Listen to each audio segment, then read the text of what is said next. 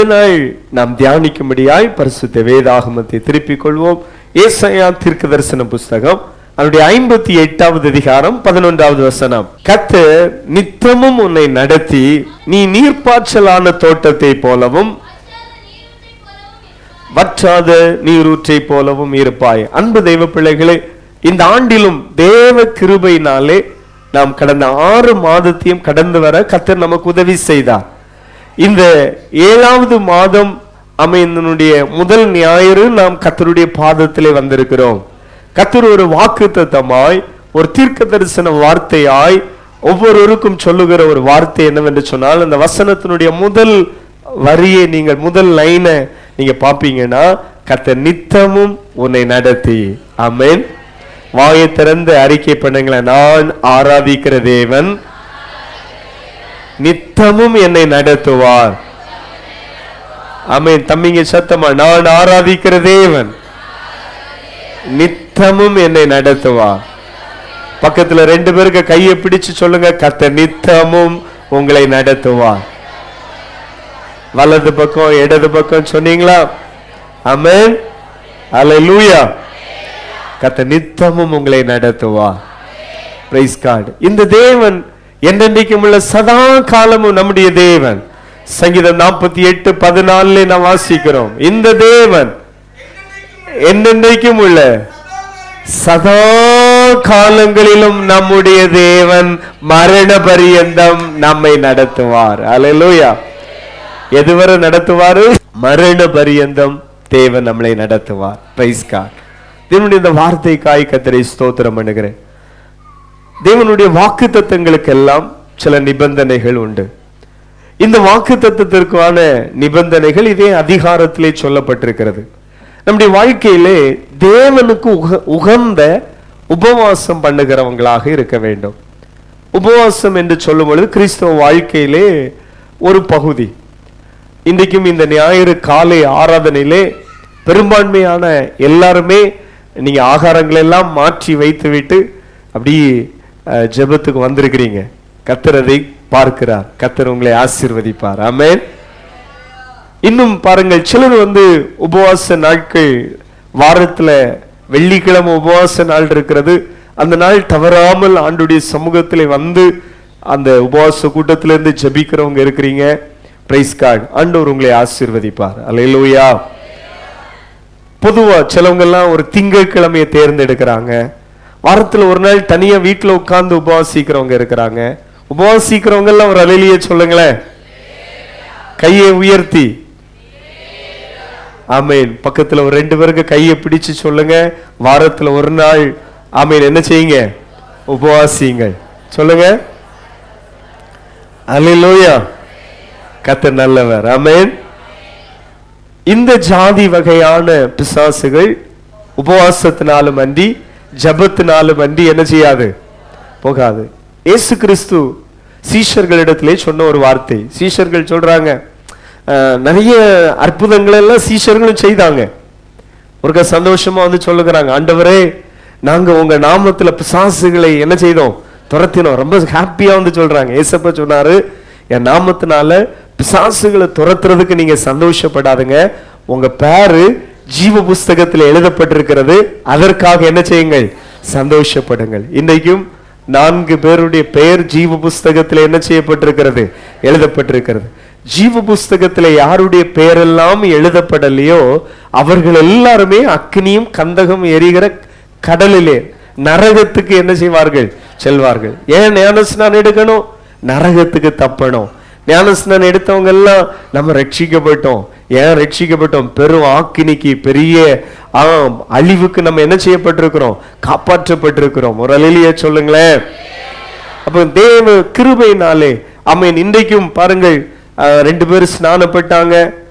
அப்பொழுது பாருங்கள், ஒரு பாவி மனம் திரும்பும் பொழுதும் பரலோகத்தில் ரொம்ப சந்தோஷம் உண்டாகிறது.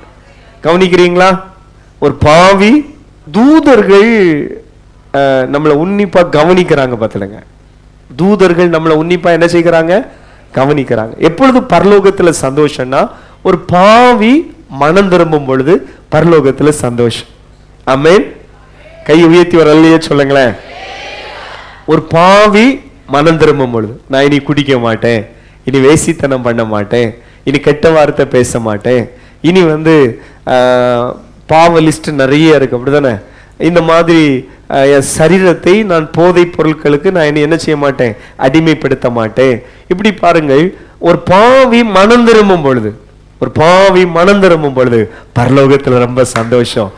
ஏன் அப்படின்னா, ஒரு நபர் பரலோகத்துக்கு அவன் வருகிறதனுடைய எண்ணிக்கையில என்ன செய்திருக்கிறது, அதிகரித்திருக்கிறது. ஒரு குழந்தை ஒரு குடும்பத்துல பிறந்தோன்னு எவ்வளவு சந்தோஷம் இருக்கு தெரியுமா? அந்த வீட்டில் உள்ளவங்களுக்கு முகத்துல எல்லாம் ஒரு சந்தோஷம். அது கொஞ்ச நாள் காத்திருந்து, 1 வருஷம் 2 வருஷம் காத்திருந்து பிறந்துட்டுனா, இன்னும் அந்த தாத்தா பாட்டி அந்த பிள்ளைங்க யாராவது எப்படி ஏங்குறீங்கன்னா உங்க முகங்களிலும் கர்த்தர் அந்த சந்தோஷத்தை தருவார். ஆமென்.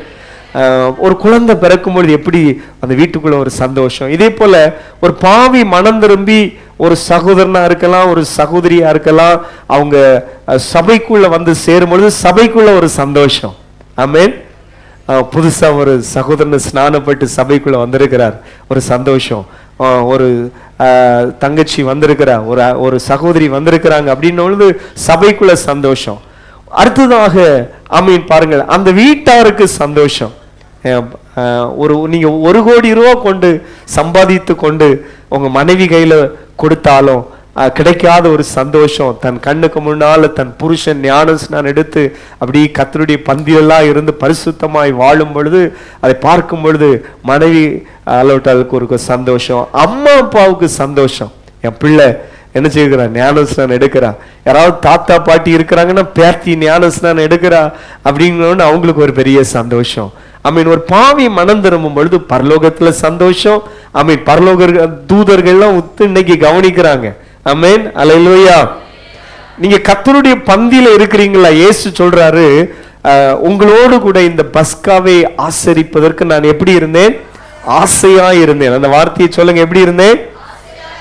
அப்போ கர்த்தருடைய பந்தியில நம்ம அப்படி லைன்ல உட்காரும் பொழுது இயேசு அதை பார்க்கிறார், உங்க மேல பிரியமா இருக்கிறார்.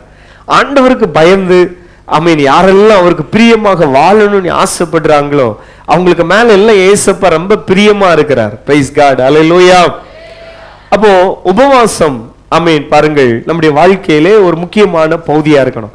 அது வீட்டுல நல்ல ஃபுட் எல்லாம் இருக்கும் பொழுது நிமிர்ந்து கவனிக்கிறீங்களா? உங்களுக்கு பிடித்த சிக்கன், மட்டன், வேற என்னது, ஃபிஷ்ஷை விட்டுட்டோம். முக்கியமா இது நல்ல குழம்பெல்லாம் வச்சுட்டு இருக்கும் பொழுது கொஞ்ச நேரம் உட்கார்ந்து ஜெபம் பண்ணிட்டு அதுக்கப்புறம் போய் அதை சாப்பிட்றீங்க பார்த்தீங்களா, அது ஒரு ஆசீர்வாதம். அப்போ ஆண்டவருக்கு உகந்த உபவாசத்திலே முக்கியமான ஒரு பகுதி என்னவென்று சொன்னால், அவருடைய 7வது வசனத்தை வாசிக்கிறோம். ஏசாயா தீர்க்கதரிசன புஸ்தகம் 58வது அதிகாரம் அதனுடைய 7வது வசனம். முதல்ல நம்முடைய வாழ்க்கையில் எப்பொழுதுமே பசி உள்ளவனுக்கு ஒரு ஆகாரத்தை பகிர்ந்து கொடுக்கிறதும். ஆமென். ஃபுட்டு, உணவு இருக்கு பார்த்தீங்களா? ஒருத்தன் பசிக்கும்னு சொல்லியாச்சுன்னா கண்டிப்பா அவனுக்கு உங்க கையில இருக்குன்னா அவனுக்கு ஆகாரத்தை கொடுங்க.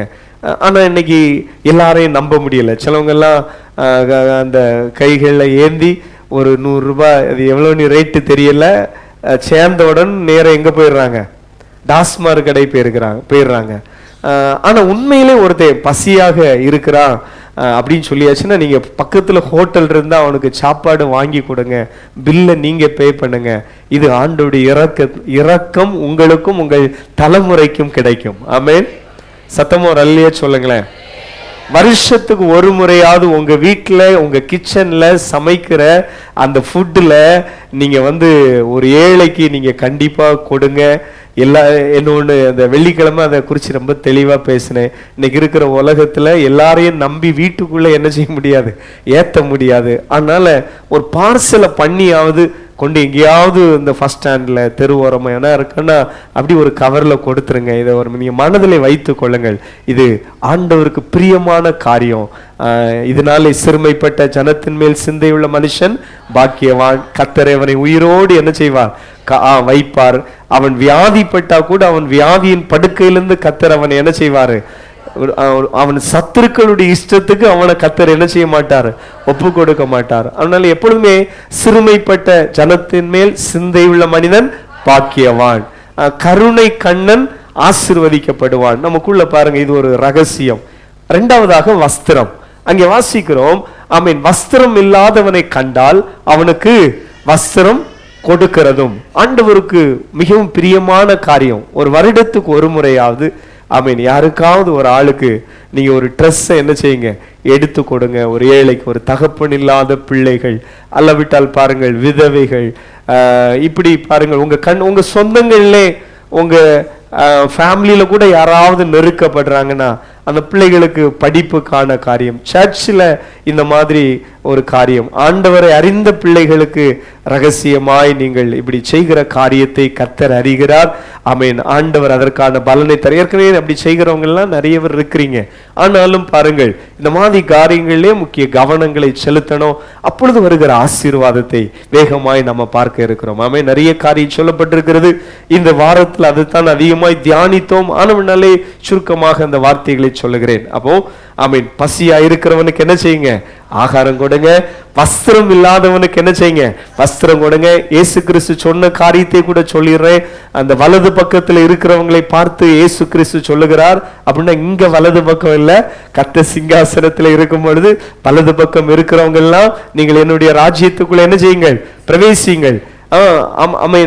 அவர்கள்ட்ட சொல்றாரு, நான் பசியா இருந்தேன், எனக்கு போஜனம் கொடுத்தீர்கள், தாகமாக இருந்தேன், என் தாகத்தை தீர்த்தீர்கள், அந்நியனாக இருந்தேன், என்னை சேர்த்து கொண்டீர்கள், வஸ்திரம் இல்லாதவனாயிருந்தேன், எனக்கு வஸ்திரம் கொடுத்தீர்கள், வியாதியாய் இருந்தேன், என்னை விசாரிக்க வந்தீர்கள், காவலில் இருந்தேன், என்னை பார்க்க வந்தீர்கள் என்பார். இப்ப கவனிங்க, அவங்க சொல்றாங்க, ஆண்டவரே எப்பொழுது நீர் பசியாயிருந்தீர், நாங்கள் உங்களுக்கு எப்பொழுது ஆகாரத்தை தந்தோம். ஆண்டவரை வஸ்திரம் இல்லாமல் எப்பொழுது இருந்தீர், நாங்கள் உங்களுக்கு எப்பொழுது வஸ்திரம் தந்தோம். அப்ப கர்த்தர் சொல்றாரு, மிகவும் சிறியவர்கள், யாராவது ரொம்ப கஷ்டப்படுவாங்க பாத்தீங்களா, சிறியவர்களாகிய ஒருவருக்கு நீங்கள் எதை செய்தீர்களோ அதை எனக்கே செய்தீர்கள் என்று சொல்லி மெய்யாகவே உங்களுக்கு சொல்லுகிறேன். அல்லேலூயா. மத்தேயு 26வது அதிகாரம் 40வது வசனம். அல்லேலூயா. 26வது அதிகாரம் 40வது வசனத்துல பார்க்கிறோம். அப்போ கர்த்தர் சொல்றாரு, இந்த சிறியவராகிய ஒருவனுக்கு நீங்கள் எதை செய்கிறீங்களோ அதை எனக்கே செய்கிறீர்கள். அல்லேலூயா. சத்தமா கரங்களை அசைத்து அல்லேலூயா சொல்லுங்களேன். அல்லேலூயா. ஆமீன். அப்பொழுது வருகிற ஆசீர்வாதத்தை நாம் அங்கே பார்க்கும் பொழுது ஏசாயா 58:13 நாம் ஆமீன் பாருங்கள் பார்க்கும் பொழுது ஆண்டவர் சொல்றாரு, போதும் அங்கு ஒரு உன் வழிகளின்படி நடவாமலும். இரண்டாவது விஷயம் என்னன்னா, அப்போ ஃபர்ஸ்ட் தேவனுக்கு உகந்த ஒரு உபவாசம். கர்த்தர் நித்தமும் உங்களை நடத்தணுமா, நீர்ப்பாய்ச்சலான தோட்டத்தை போல இருக்கணுமா. நம்ம டிஸ்ட்ரிக்ட்ல நிறைய விவசாய நிலங்கள்லாம் இருக்குது. அப்படிதான் சிலதெல்லாம் அழகா காம்பவுண்ட் எல்லாம் போட்டு ஃபுல்லா வாழையா இருக்கும், ஃபுல்லா தென்னா இருக்கும், ஃபுல்லா ரப்பரா இருக்கும். இன்னும் நல்ல ஃப்ரூட்ஸ், இப்போ ரம்புட்டான் சீசன் அப்படிதானே, பார்த்து எடுத்து அந்த இடையில ஒரு 4 வயசு குழந்தை கொட்டையோடி ஒழுங்கி என்ன செய்யிட்டு இறந்துட்டு. ஃப்ரூட்ஸ் நல்லே தான், அதுக்குள்ள ஒரு என்னது இருக்கும், அந்த விதையை அப்புறப்படுத்திட்டு சாப்பிடுங்க. இந்த டிஸ்ட்ரிக்ட் நம்ம இந்த பக்கங்கள்ல அது இப்போ ஒரே சீசன். இன்னும் இந்த சைடு பார்த்தீங்கன்னா வயல், இப்போ இந்த தோட்டம் பார்க்கறதுக்கு அழகா இருக்கும், டெய்லி தண்ணி எல்லாம் பாய்க்கிற தோட்டம். கர்த்தர் சொல்றாரு, நான் உன்னை நித்தமும் நடத்தி ஒரு நீர்ப்பாய்ச்சலான தோட்டத்தை போல உன்னை என்ன செய்வேன், மாற்றுவேன். இரண்டாவதாக ஆண்டவர் சொல்றாரு, நீ வற்றாத நீரூற்றை போல இருப்பார். அது பார்க்கறதுக்கே அழகா இருக்கும். இப்பொழுது பாருங்கள், அப்போ அதுக்கான நிபந்தனை ஃபர்ஸ்ட் ஆமென் ஒரு உபவாசம், அது ஆண்டவருக்கு உகந்த உபவாசம். இரண்டாவதாக ஆராதனை. கர்த்தரை ஆராதிக்கிற விஷயத்திலே கவனம் செலுத்த வேண்டும். நம்முடைய வாழ்க்கையிலே ஆண்டவரை ஆராதிக்கிற இந்த ஆராதனை வாழ்க்கையில முக்கியமான ஒரு பகுதி. பழைய ஏற்பாட்டு காலத்துல ஆண்டவர் பாருங்கள், இந்த ஓய்வு நாளை நியமித்தார். அதுல என்னன்னா, வாரத்துல ஆமீன் பாருங்கள் ஒரு நாள் ஓய்வு நாள். அது என்னன்னா, யதார்த்தமான ஓய்வு நாள் சனிக்கிழமை. அந்த நாளை ஆண்டவர் 6 நாள் எல்லாம் சிருஷ்டித்தார். 7வது நாள் தேவன் எப்படி இருந்தார், ஓய்ந்திருந்தார். இந்த வாரத்துல ஒரு நாள் யாருக்காக அப்படின்னா, அது கர்த்தருக்காக. இப்பொழுது நம்ம இந்த புதிய ஏற்பாட்டு காலத்துல, இயேசு கிறிஸ்துனுடைய இந்த காலகட்டத்துல ஆதி திருச்சபை எப்பொழுது கூடி வருகிற ஒரு வழக்கம் இருந்தது என்று சொன்னால், உயிர் தெழுந்த காலை வேளையிலே எல்லாரும் கூடி வந்தாங்க. இயேசு எப்பொழுது உயிர் தெழுந்தார் என்று சொன்னால், வாரத்தின் முதல் நாள். வாரத்தின் முதல் நாள் என்று சொல்லும் பொழுது ஞாயிறு. இப்பொழுது பாருங்கள், இன்னும் சில தேசத்துல அரபு நாடுகள்ல இருக்கிறாங்க, அங்கெல்லாம் வெள்ளிக்கிழமை தான் அவங்களுக்கு சில நாடுகள் என்னது ஓய்வு நாள். எப்படி பாருங்கள், ஒரு நாள் சபை அளவிட்டால் பாருங்கள், இந்த நாள் ஆராதனைக்காக நம்ம நியமிக்கப்பட்டிருக்கிற நாள். இப்பொழுது ஒருவேளை நமக்கு நல்ல பிரதமரை கத்த தந்திருக்கிறார். பிரதமர் திடீர்னு ஒருவேளை இனி சண்டே ஒர்க்கிங் டே அப்படின்னு சொல்லி உங்களுக்கு எல்லாம் மண்டே தான் ஹாலிடே அப்படின்னு சொல்லியாச்சுன்னா நமக்கு நோ ப்ராப்ளம். நமக்கு மண்டே பரிசுத்தமான ஓய்வு நாள் அப்படின்னு சொல்லி என்ன செய்யப்படும், அறிவிக்கப்படும். ஒரு அல்லேலூயா சொல்லுங்களேன். இந்த ஒரு வெளிப்பாடு, இந்த ஒரு சத்தியம் உள்ள பிள்ளைகளுக்காய் கர்த்தரை ஸ்தோத்திரம் பண்ணுகிறேன். நம்முடைய எப்படி இன்னைக்கு நம்ம சண்டே நம்ம எல்லாரும் நேரத்தை ஒதுக்கிட்டு சர்ச்சில் வந்திருக்கிறோமோ, இதே போல கிருபையினால் அரபி நாடுகளுக்கு ஊழியத்துக்கு போச்சுல பெரிய ஆச்சரியமா இருக்கும். அங்க பாருங்க, சகோதரர்கள் எல்லாருமே சகோதரிகள் எல்லாருமே நம்ம ஞாயிற்றுக்கிழமை உட்கார்ந்து இருக்கிற போல அவங்க ஃப்ரைடே என்ன செய்வாங்க, அப்படி ஜம்முன்னு சர்ச்சில் உட்கார்ந்து இருப்பாங்க. பாருங்க, அதே போல நமக்கும் ஒருவேளை மண்டே ஓய்வு நாள் ஆனாலும் ஆச்சரியப்படுறதுக்கு இல்லை. அப்படின்னாலும் நம்ம மண்டே இதே போல என்ன செய்வோம், இருப்போம். ஒரு அல்லேலூயா சொல்லுங்களேன். அப்போ கர்த்தருக்காக நியமிக்கப்பட்டிருக்கிற அந்த நாள் இருக்கு பாத்தீங்களா, இந்த நாள்ல நம்ம எப்படி இருக்கணும். இன்னைக்கு இந்த பொதுவா ரொம்ப வேத அறிவு இல்லாதவங்க கூட ஞாயிற்றுக்கிழமை பார்த்தீங்கன்னா அவங்க வேலைக்கு போக மாட்டாங்க. ஞாயிற்றுக்கிழமை பார்த்தீங்கன்னா அவங்க அந்த கடைகள் எல்லாம் பூட்டிடுவாங்க. ஞாயிற்றுக்கிழமை பார்த்தீங்கன்னா ஃபங்க்ஷன்லாம் என்ன செய்ய மாட்டாங்க, வைக்க மாட்டாங்க. ஞாயிற்றுக்கிழமை பார்த்தாச்சுன்னா எவ்வளோ அவசர வேலை இருந்தாலும் இல்லை இன்னைக்கு ஒன்றும் வேலை செய்யாண்டா திங்கள்லேருந்து என்ன செய்யலாம். ஏன்னா அன்னைக்கு அந்த நாளை கர்த்தருக்காக நம்ம என்ன செய்யணும், கொடுக்கணும். ஆண்டவர் அங்கே சொல்லுகிறாரு, உன் இஷ்டமானதை செய்யாமலும். ஃபர்ஸ்ட் இந்த ஞாயிற்றுக்கிழமை நமக்கு இஷ்டமானதை ஃபர்ஸ்ட் செய்யக்கூடாது. அல்லேலூயா சொல்லுங்களேன். இயேசுவுக்கு இஷ்டமானதை செய்யணும். நமக்கு இஷ்டமானதை முதல்ல என்ன செய்யக்கூடாது. நமக்கு இஷ்டமான காரியங்கள் இல்லை. இன்னைக்கு ஆராதனை, அதற்கான வஸ்திரங்கள், அதற்கான ஒரு அர்ப்பணிப்பு, அதற்கான ஒரு பணிவோடு நம்ம என்ன செய்ய வேண்டும், இருக்கணும். இரண்டாவதாக ஆண்டவர் சொல்லுகிறாரு, இந்த உன் காலை விலக்கி, உன் காலை கூட இந்த வார்த்தையை நம்ம பல இடத்துல வாசிக்கிறோம். நீ தேவாலயத்துக்கு போகும் பொழுது உன் நடையை ஒவ்வொரு ஸ்டெப்பையும் நீ என்ன செய், காத்துக்கொள் அப்படின்னு சொல்லப்பட்டிருக்கு. சிலவங்க எல்லாம் சர்ச்சைக்கு தான் கிளம்புவாங்க, மனைவிட்ட சொல்லுவாங்க நீ போ, நான் பின்னால என்ன செய்கிறேன் வர்றேன். அதோட சில தம்பிங்க சொல்லுவாங்க, எம்மா நீங்க போங்க, நான் என்ன செய்கிறேன். அப்படி சர்ச்சைக்கு தான் புறப்பட்டு வந்துட்டு அப்புறம் ரெண்டாவது ட்ரெயினேஜ்ல இருந்து தூக்கி எடுப்பாங்க. புரியலையா? ட்ரெயினேஜ்லன்னா சில தம்பிங்கெல்லாம் நல்ல அழகா தான் புறப்பட்டு வராங்க. வழியில ஃப்ரெண்டு நிற்பான், டே மாப்பிள்ள அம்மா, மக்கா எங்க போறான், அது எங்க அம்மா அப்பா எல்லாம் எங்க போயிருக்காங்க, சர்ச்சைக்கு போயிருக்காங்க, நானும் சர்ச்சை போய் வாடா இரு அப்படிமா. அதில் ஒரு டீ குடிச்சிட்டு போம்மா. அடுத்தது அந்த டீன்னா கட்டன்னா எல்லாம் அந்த கட்டன் கலர்ல இருக்கோம்ல, எல்லாம் கட்டன் கிடையாது. சரி, எப்படியோ காலையிலே குளமாயிருவாங்க. பாருங்கள், கர்த்தர் நம்மளை அந்த உளையான சேற்றிலிருந்து ரட்சித்தாரை, அதற்காக ஆண்டவரை துதிக்கிறேன். அல்லேலூயா சொல்லுங்களேன். கர்த்தர் பாருங்க, இந்த போதை பொருட்களுக்கு அடிக்ட் ஆயிட்டாங்கன்னா அவ்வளவுதான். பாருங்க, வாழ்க்கையே ஒரு மனுஷனுக்கு தீந்திரம். பாருங்க, நம்ம தமிழ்நாட்டுக்காக நம்ம ஜெபம் பண்ணணும். இந்த டாஸ்மார்க் கடையெல்லாம் மூடணும். ஆண்டவர் அப்படி இரக்கம் செய்யணும். அதுக்காக நாம் கரங்களை உயர்த்தி ஒருக்க கர்த்தரை ஸ்தோத்திரம் பண்ணுவோமா. கர்த்தாவே, இந்த போதை பொருட்களுக்கு அடிமையா இருக்கிற பிள்ளைகள் எல்லாம் அதுல இருந்து கர்த்தருடைய நாமத்திலே அவர்களுக்கு ஒரு வெறுப்பு வருவதாக, கர்த்தருடைய நாமத்திலே அதுல இருந்து விடுதலை பெறுவார்களாக. ஆமென், ஆமென். எத்தனை அந்த சகோதரிகள் விதவையாக்கப்பட்டிருக்கிறாங்க, எத்தனை அம்மா அப்பா பிள்ளைங்களை இழந்திருக்கிறாங்க. இன்னைக்கும் அந்த போதை அருந்தினாலே அந்த வாகனத்தை எடுத்துட்டு வேகமா போறது, நண்பர்களே மாறி கொலை செய்கிறது, இந்த மாதிரி பல மதி மயங்கிரம் பாருங்க. அதனால நம்ம அதுக்காக ஜெபம் பண்ணணும். அப்போ தேவாலயத்துக்கு வரும்பொழுது நடைய என்ன செய், காத்துக்கொள். உன் காலை விலக்கி என்று சொல்லப்பட்டதுன்னா, ஓய்வு நாள்ல இவ்வளவு தூரம் தான் நடக்கணும், இவ்வளவு தூரம் தான் பிரயாணம் போனோம் அப்படிங்கிறது மோசேனுடைய நியாய பிரமாணம். ஒரு குறிப்பிட்ட இடத்துல இருந்து என்ன ஒரு வேற ஊருக்கு போயிடக்கூடாது. ஏன் அப்படி ஆண்டவர் நியமம் கொடுத்தாருன்னா, நீ அப்புறம் எங்கேயாவது டிராவல்ல இருப்பா, அன்னைக்கு நீ எங்க வர முடியாது, சர்ச்சுக்கு வர முடியாது. அல்லையே சொல்லுங்களேன், கரங்களை அசைத்து சொல்லுங்களேன், சத்தமா சொல்லுங்களேன். ஒரு முறை ஒரு பாஸ்டரோடு பேசி கொண்டிருக்கும் பொழுது அவர் சொன்னாரு, எங்கள் ஸ்தாபனத்துல திங்கக்கிழமை கல்யாணம் கிடையாது. அது ஏன் அப்படின்னு கேட்டேன்.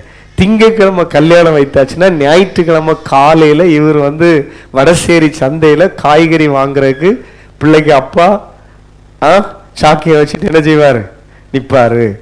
அப்புறம் பையனுக்கு அப்பா அவரு அடுத்தது வேற எங்க அப்டா மார்க்கெட்ல இருந்து என்ன செய்வாரு, அவரும் என்ன செய்வாரு, ஒரு பக்கம் நின்று அரிசி எல்லாம் வாங்கிட்டு நிப்பாரு, இல்லாட்டி தோப்புல தேங்காய் விட்ட நிப்பாரு, இல்ல வாழை கொலை கட்டுறதுக்கு கொலை வாழை கட்டுறதுக்கு அவர் இங்க அல்லேலூயா சோத்திரம்.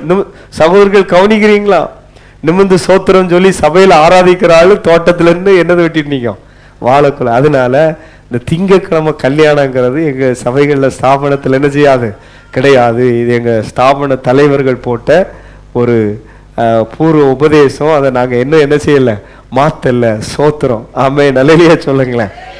கர்த்தர் நல்லவர். நமக்கு ஒண்ணு, நம்ம விட்டா ஞாயிற்றுக்கிழமையும் வச்சிருவோம். ஏன்னா அப்போ ஓத்திரம் இல்லை, திங்கக்கிழமை என்ன செய்யலாம், வேலைக்கு போகலாம்.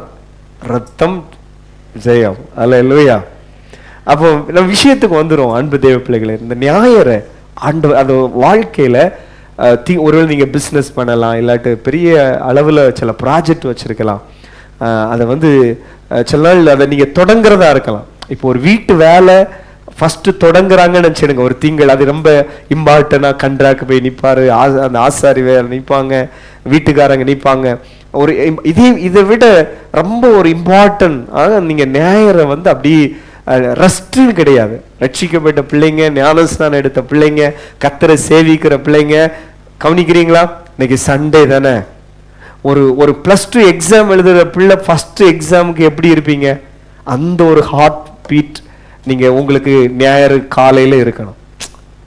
ஒரு என்ட்ரன்ஸ் எக்ஸாம் அல்லவிட்ட ஒரு இன்டர்வியூ அட்டென்ட் பண்ண போறீங்க, ஒரு வெளிநாட்டுக்கு போறீங்க, அன்னைக்கு ஒரு திங்கள் காலையில் எப்படி இருப்பீங்க, நல்ல ஹாயா தூங்குவீங்களோ? தூக்கமே வராது. இதே போல பாருங்க, ஒவ்வொரு ஞாயிறும் உங்க வாழ்க்கையில ரொம்ப முக்கியமான நாள். சொல்லுங்கம்மா, எப்படிப்பட்ட நாள்? என் தேவனை ஆராதிக்க போகிறேன், என் தேவனை சந்திக்க போகிறேன். சரி, உங்க வீட்டுல ஒரு ஃபங்க்ஷன் நடக்கும்னு வச்சுக்கோங்க, ஒரு கல்யாணம். எப்படி நிப்பீங்க? அங்க 7-8 மணி நேரம் அங்க கிடந்து நல்ல உருண்டு தூங்கிட்டு இருப்பீங்களோ ஹால்ல? இல்லையே. அத ரொம்ப அந்த அந்த பொறுப்பான சகோதர சகோதரிகள் சிலவங்க தூங்கவே மாட்டாங்க பாருங்க. அப்படி ஜம்மி அவங்க தூங்குறது எப்போன்னா, இங்க கல்யாணத்துக்கு இந்த பிள்ளைய கையை பிடிச்சு கொடுப்பாங்கல்ல, அப்போ அங்க இருந்து தூங்கிட்டு இருப்பாரு. இந்த தட்டி எழுப்பி விடுங்கள் பிள்ளையை, கையை. என்ன பாவம், அவங்க அந்த கண்ணெல்லாம் சோத்தாங்க, ராத்திரிய மகளும் ஒரே என்னதான் இருக்கும், வேலையா இருக்கும். அந்த ஆறுதல்ல கொஞ்ச நேரம் கண்ணை மூடுற, அவ்வளவுதான் ரெஸ்ட். அப்ப நான் சொல்ற விஷயம், ஆமீன். பாருங்கள், உங்க வீட்டுல ஒரு காரியம்னா எப்படி இம்பார்ட்டன்ட் கொடுப்பீங்களோ அதே போல ஆண்டவரை ஆராதிப்பதற்கு ஒரு முக்கியம். அவ்வளவு ஒரு ஆசீர்வாதம் பாருங்கள். அப்போ உன் காலை விலக்கி உன் வழிகளின்படி நடவாமல், சொல்லுங்க. சிலவங்க எல்லாம் இந்த நம்ம ஊர்ல எல்லாருக்குமே, இங்க இருக்கிறவங்களுக்கு மேக்சிமம் எல்லாருக்குமே கொஞ்சம் கொஞ்சம் தோட்டங்கள் உண்டு. அப்ப இந்த தேங்காய் வெட்டுக்காரன்னு என்னைக்கு தெரியுமா வர சொல்லுவாங்க? ஞாயிற்றுக்கிழமை காலையில வந்துரு, ஆண்டவர் இன்னும் 4 தென்கு தருவார். நம்ம ஒரு பாசம் அது ஏற்கனவே நம்ம மாவட்டத்தில் தென்னெல்லாம் சொல்லி முடிச்சு. அங்க வெட்டுக்காரன் சொல்லுவான், அந்த தென்னில் என்னது இல்லை. கதை என்னன்னா, மேக்சிமம் நிறைய வரும். காலையில இங்க சபைக்குள்ள பைபிளை தூக்கிட்டு வரக்கூடிய ஆட்கள் சாக்க தூக்கிட்டு காலில் போய் அங்க போய் நிக்கனால அவன் சொல்லுவான் இதுல இல்ல, அப்ப அதுல பாரு இல்ல. அப்புறம் வெறும் சாக்க தூக்கிட்டு திரும்ப வீட்டுக்கு. இந்த நிலைமை இல்லாம இருக்கணும்னா ஒரு நாள் லீவை போடுங்க ஐயா. என்னைக்கு அங்க வேலை செய்து பிள்ளைகளை கோயிலு கட்டணும்னு நினைக்கிறீங்களா? வாய்ப்பே இல்லை. அல்லேலூயா, அல்லேலூயா. வர மாட்டேங்குது சத்தமா. கட்டுவாங்க எப்படி தெரியுமா? நல்ல அழகா கல்றைய கட்டி டைல்ஸ் எல்லாம் போட்டு அங்க வேணா கூடுமானால் ஒரு விளக்கையும் வைத்து, கூடுமானால் அங்கே ஒரு போட்டோவும் வைத்து, போதுமா என்ன வேணுமா? அல்லேலூயா. சொல்ற விஷயம்னால இந்த ஞாயிற்றுக்கிழமை ஆண்டவருக்காக கொடுங்க. எத்தனை ஒரு கரங்களை உயர்த்தி ஆமென் சொல்றீங்க? அல்லேலூயா. சத்தமா அல்லேலூயா சொல்லுங்களேன். அங்க வேதத்திலே வாசிக்கிறோம், உன் வழிகளின்படி நடவாமல் உனக்கு இஷ்டமானது எல்லாம் செய்யாமல். ரெண்டாவது என்னது? காலையில இஷ்டமானது. நம்ம மாவட்டம் கிறிஸ்தவர்களால் நிரம்பி இருக்கிறது.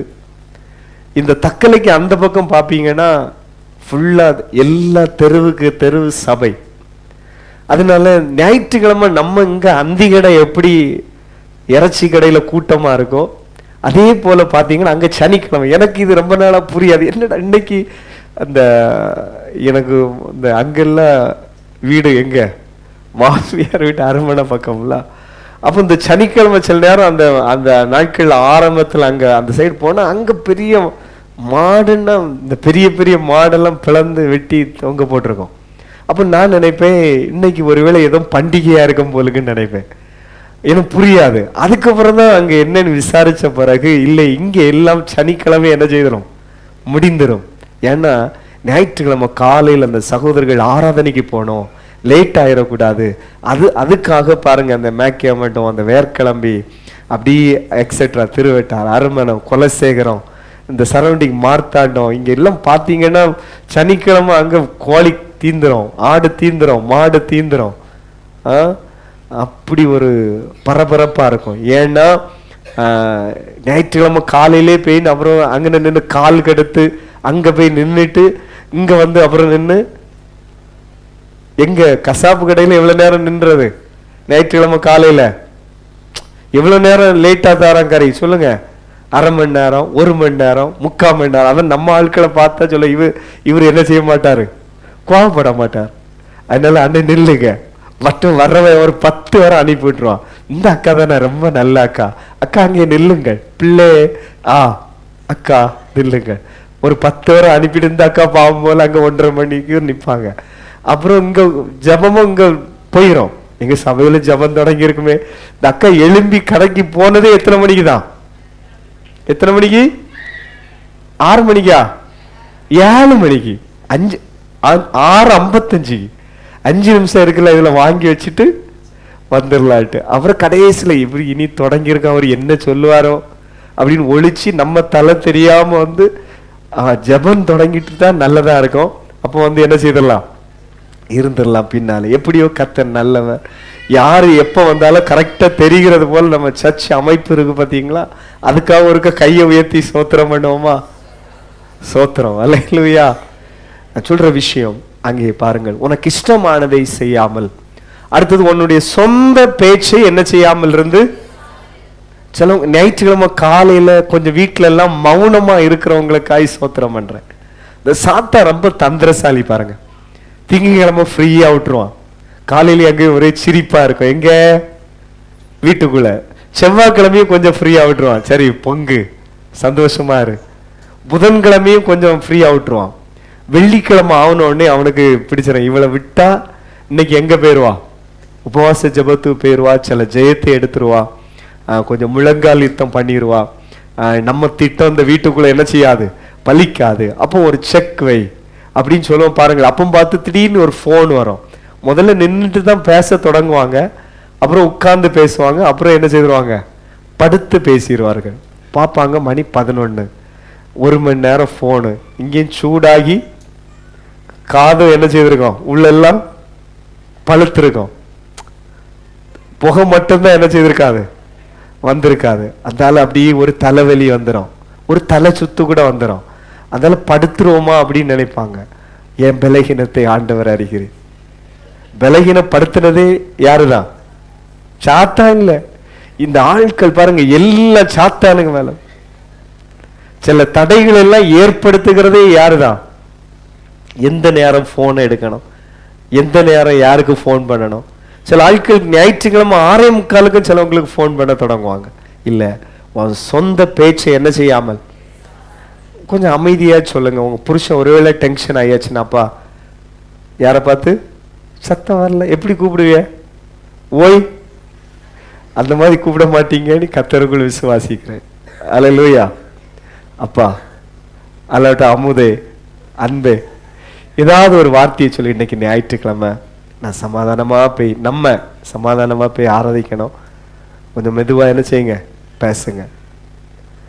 சகோதரர்களும் இப்படிதான், எம்மா இன்னைக்கு ஞாயிற்றுக்கிழமை அமைதியெல்லாம் போய் நம்ம என்ன செய்யிட்டு வருவோம், ஆராதிச்சுட்டு வருவோம். அப்படி சாந்தமாய் உங்க பேச்சை குறைக்கணும். தம்பி, இந்த சின்ன பிள்ளைங்களும் அப்படிதான், காலையிலே அம்மா அப்பாவை டென்ஷன் ஆக்கிடக்கூடாது. என்னதான் ஆக்கிடக்கூடாது? பிளஸிங்க ஒரே சிரியா இருக்குல்ல, என்னதான் ஆக்கிடக்கூடாது? டென்ஷன் ஆக்கிடக்கூடாது. கேட்குறீங்களா? லேசா சவுண்டு கேட்டோன்னு சண்டே. அதான் சொன்ன, இந்த +2 அந்த ஃபைனல் எக்ஸாம்னா எப்படி இருப்பீங்க? நல்லா தூங்குவீங்களோ கொரட் அவுட்டு? இல்லை, ஒரு டென்ஷன். செமஸ்டர் எக்ஸாம்னா எப்படி இருப்பீங்க? ஒரு டென்ஷன். ஒரு திடீர்னு உங்களை ஒத்தைக்கு இங்க இருந்து அமெரிக்காவுக்கு பிளைட்ல இன்னைக்கு கிளம்ப போறீங்க, எப்படி இருக்கும்? நல்லா ஃப்ரீயா இருப்பீங்களோ? பயப்பா எஸ் பயமா இருக்கு. ஒரு ஹார்ட் பீட். நான் சொல்ற விஷயம், ஞாயிற்றுக்கிழமை காலையினாலே உங்களுக்கு இப்படி ஒரு எண்ணம் இருக்கிற பிள்ளைகளுக்காய் ஒரு ஹார்ட் பீட் அதிகமா இருக்கு. பாருங்கள் எப்படி நான் சொல்றது, ஒரு வேகம்.